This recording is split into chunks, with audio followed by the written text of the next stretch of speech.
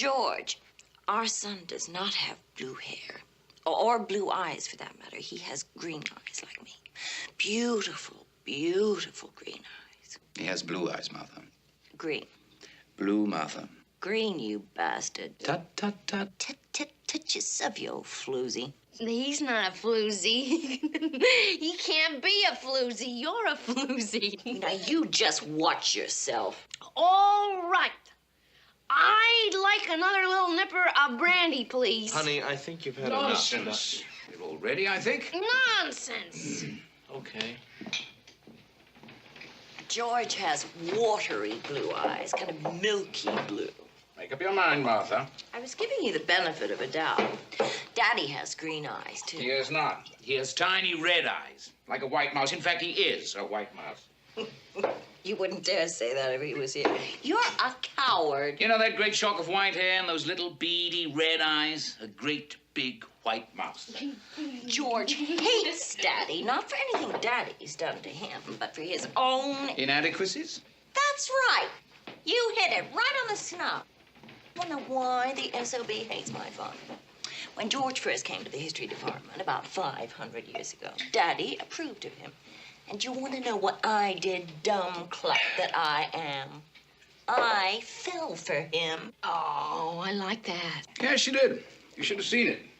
She'd sit outside my room at night on the lawn and howl and claw at the turf. I couldn't work, and so I married her.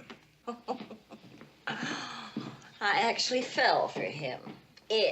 That there. Martha's a romantic at heart. That I am. I actually fell for him. And the match seemed practical, too. For a while, Daddy really thought that George had the stuff to take over when he was ready to retire. And we both thought that naturally... Stop it, Martha. Oh, what do you want? I wouldn't go on with this if I were you. Oh, you wouldn't, would you? Will you not? You've already sprung a leak about you-know-what. What?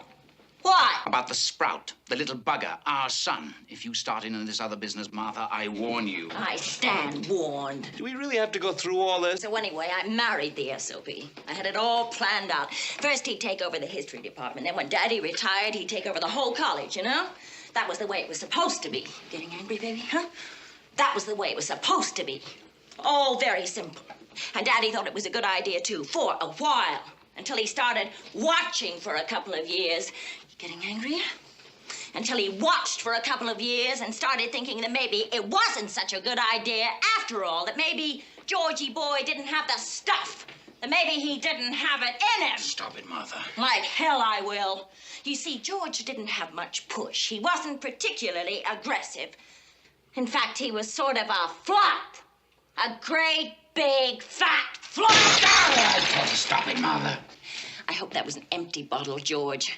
You can't afford to waste good liquor.